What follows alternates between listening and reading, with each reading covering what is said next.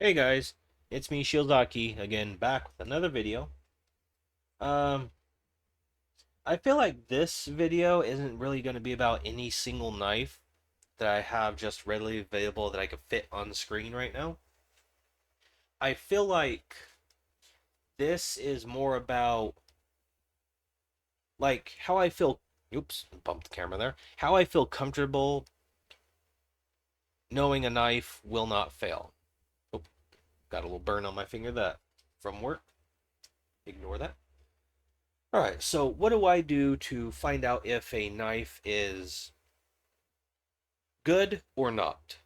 Well, I don't know if my testing is exactly the same as someone else's, but I'll show it still the same.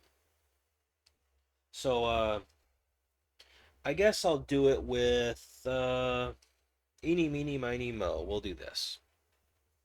All right, so I'll just take this strop, right? And, not to break it.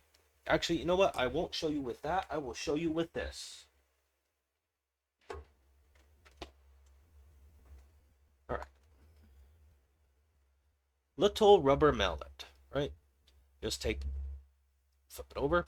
Just take this, and what I will do is I just like to test the lock strength, right? So I'll just do like, I don't know, 5 hits. Oop, that one failed.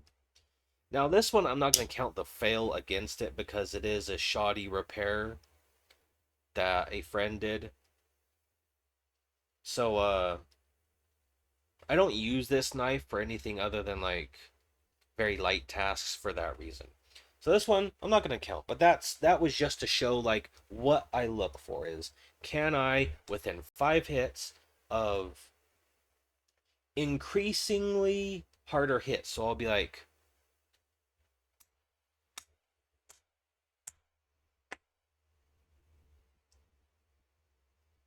until it fails. If it does come out of the lock, then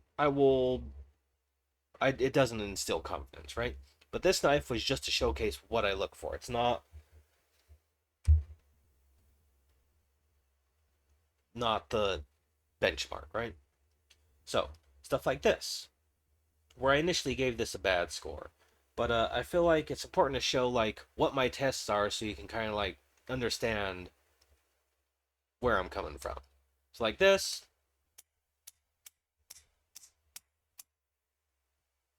doesn't break lock. Lock is very stiff and stout.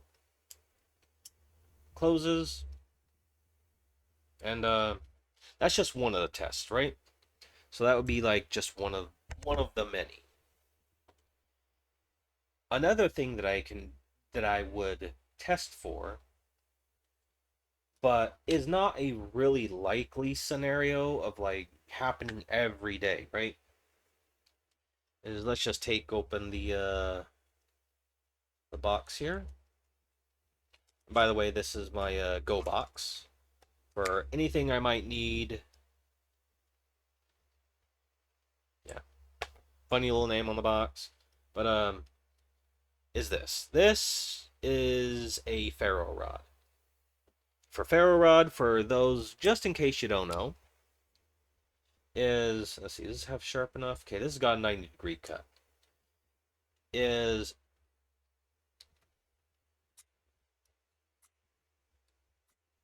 there you go. You guys kind of got to see it.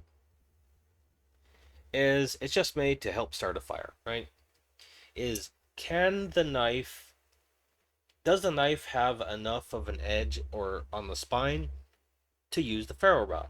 Because obviously you don't want to use the cutting edge because that has more utility than the back. The back does too, but you usually want to keep the cutting edge for as long as possible, especially in a survival situation. So I also view knives as can I put it in something like this? Like that's why the this knife, the Higo no Kami, is in there because it just has the sharp enough edge. is small enough to fit in, and the ferro rod actually fits into the back where the spine would be. So it's just naturally a good fit, but that's what I've used. So knives that are like this, where it has a spine, a good spine, a good 90 degree cut spine, very good. I would carry this, right? Stuff like the Buck, stuff like the Spyderco, stuff like the Gonzo, stuff like the Cherokee knife, stuff like the Ozark Trail. Those would be good ones. Knives that are like the Swiss Tech, or let me get it over without dropping everything. This old mossy oak have kind of like a beveled, rounded spine, so it's not really the best. I would have to use somewhere down here where the jimping is, or the blade, which is not the best. So these wouldn't really go in like a survival pack, right?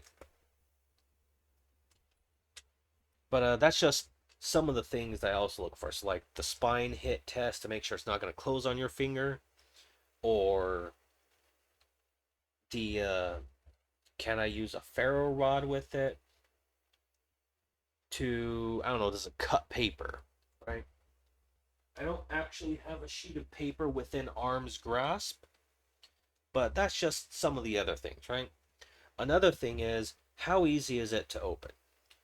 So stuff like this, where it's fairly easy, pretty good. But that won't really detract from the score, because stuff like this, it's not, it doesn't deploy fully, but I mean, it doesn't take like an arm and a leg to open. It's not like this repair where you're not very smoothly or easily going to get that open with one hand. You really have to try. And then closing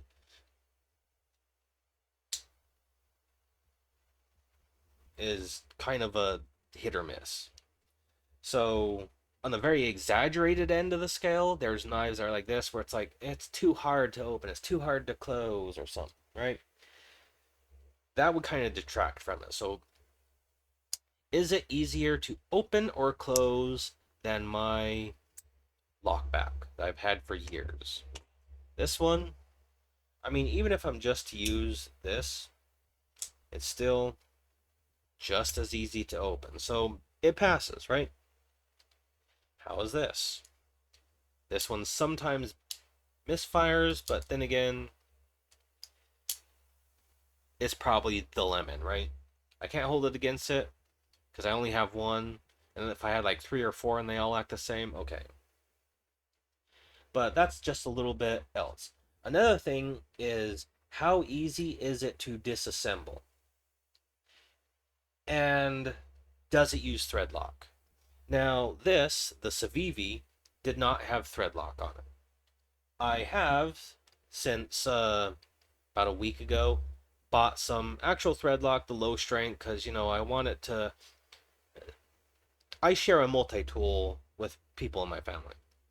Or not a multi tool, I mean a soldering iron. So some days I don't exactly have access to it, and I might want to maintenance the knives that day. Or maybe they're doing a week-long project and I'll just not have time. So I view threadlock, like the use of threadlock in 3 ways.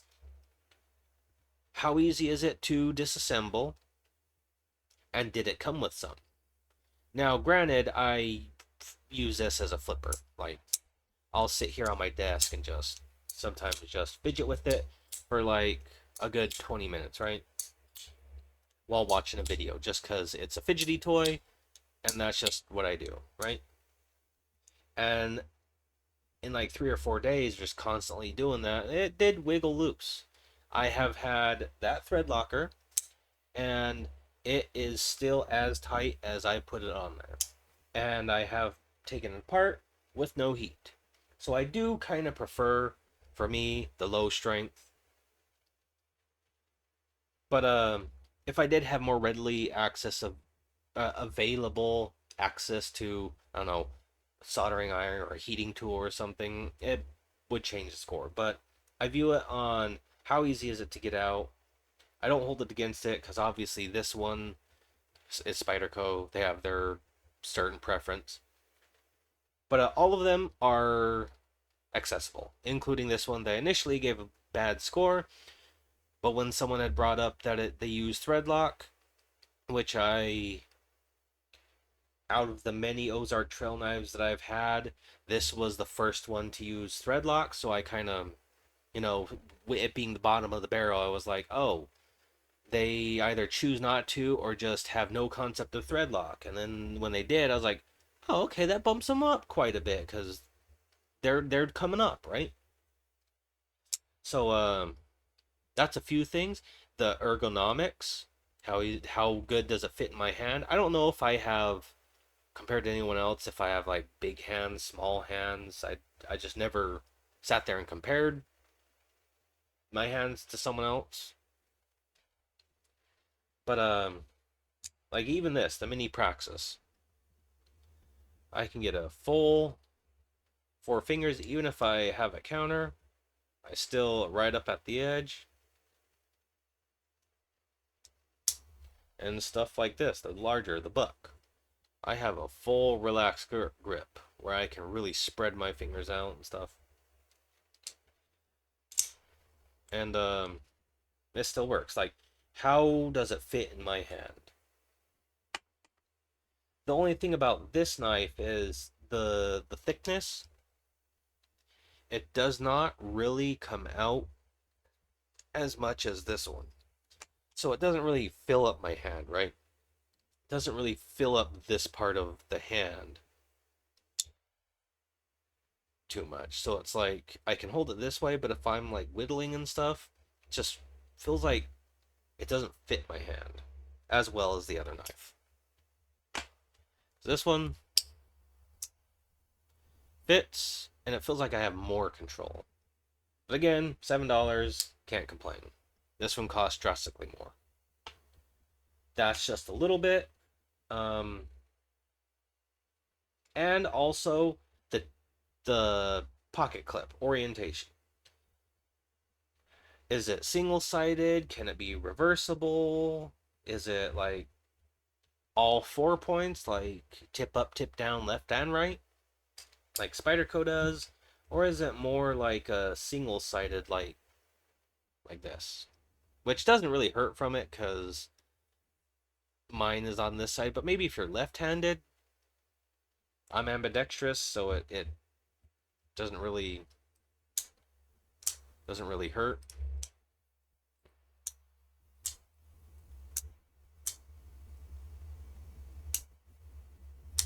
Trying to do this behind the camera is a little bit hard.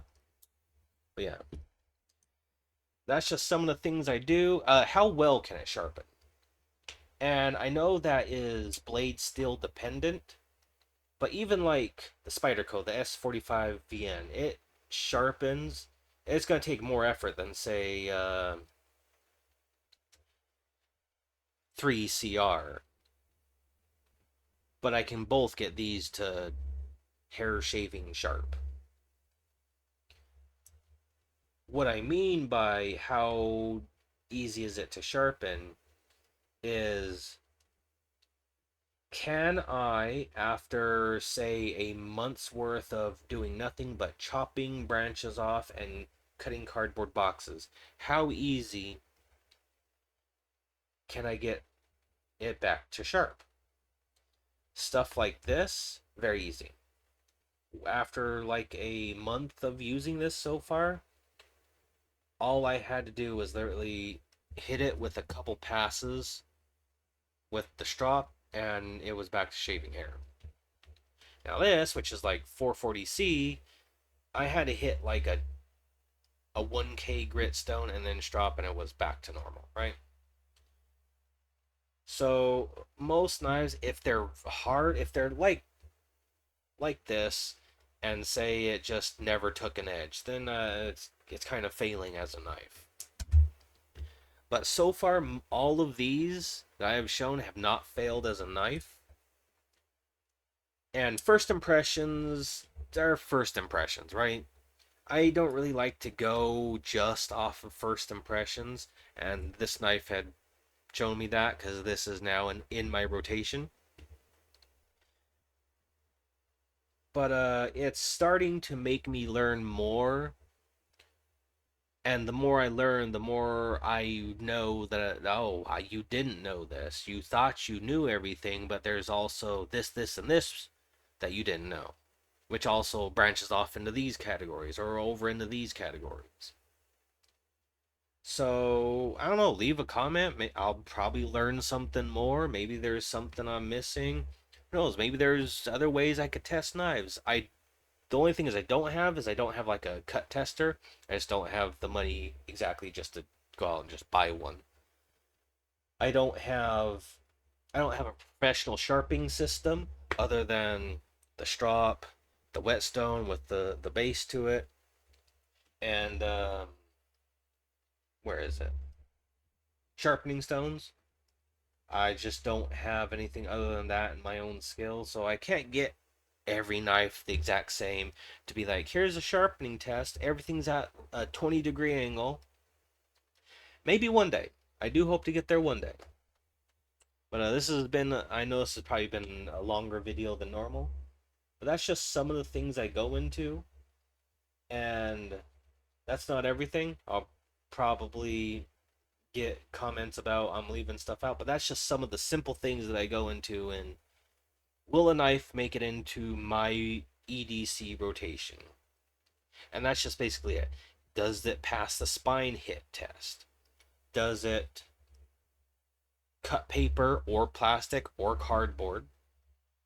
And how does it fit in my hand? Because sometimes it's either slippery or greasy, or it gets like grime into the washers. How easy is it to maintenance? That's just three simple little things that I do.